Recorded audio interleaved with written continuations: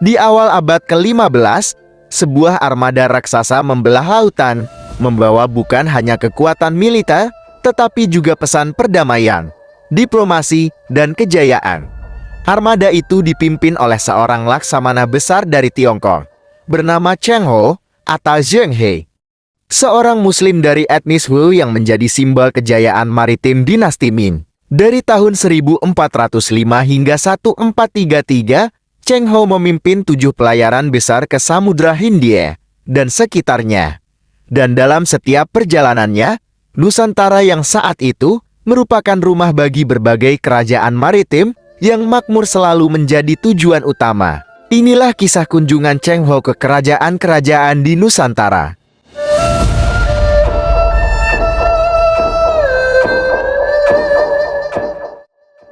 Pelayaran Cheng Ho bukanlah ekspedisi penaklukan. Dinasti Ming di bawah Kaisar Yongle mengirim armada ini untuk memperluas pengaruh kekaisaran, membangun jalur dagang, dan menegaskan kekuasaan kaisar sebagai putra langit kepada negeri-negeri seberang lautan. Cheng Ho memimpin lebih dari 27.000 pasukan. Ratusan kapal raksasa, beberapa di antaranya mencapai panjang 120 meter, dan membawa hadiah-hadiah berharga dari Tiongkok. Ia berlayar ke Asia Tenggara, India, Timur Tengah, hingga pantai Afrika Timur. Namun salah satu titik terpenting dalam peta pelayaran ini adalah Nusantara, terutama Kerajaan Majapahit, Palembang, Samudera Pasai, dan kemudian Demak.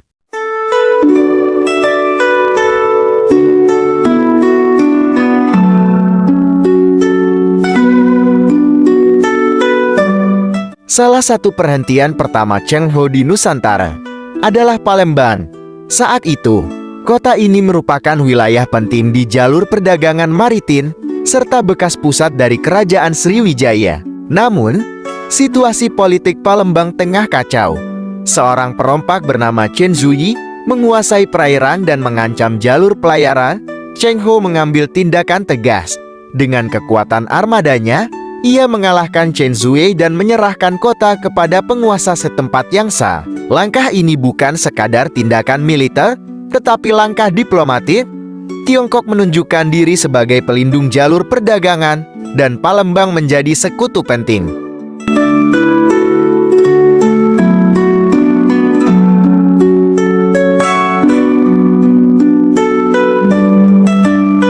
Di puncak kekuasaannya, Majapahit adalah kerajaan terbesar di Nusantara.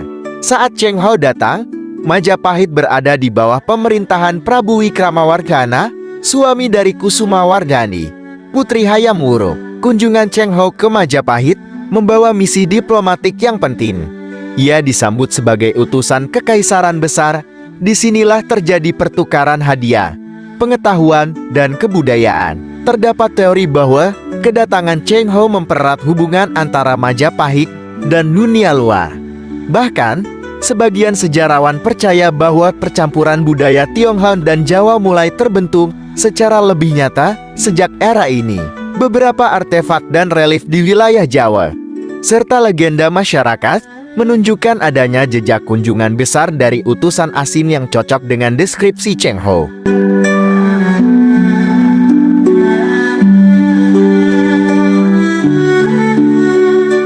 Lebih ke utara, di pesisir Sumatera, berdiri Kerajaan Samudera Pasai, kerajaan Islam pertama di Nusantara. Cheng Ho yang juga seorang Muslim, menjadikan wilayah ini sebagai tempat penting dalam jalinan persaudaraan dan diplomasi. Cheng Ho mengunjungi Pasai lebih dari sekali. Ia membawa hadiah dari Tiongkok dan menjalin hubungan erat dengan Sultan. Hubungan ini memperkuat posisi Samudera Pasai dalam peta perdagangan dunia Islam. Beberapa sejarawan meyakini bahwa melalui perantaraan Cheng Ho, para ulama dan pedagang dari Arab, Persia, dan Tiongkok semakin aktif masuk ke Nusantara. Islamisasi Nusantara pun semakin berkembang pesat pada masa ini.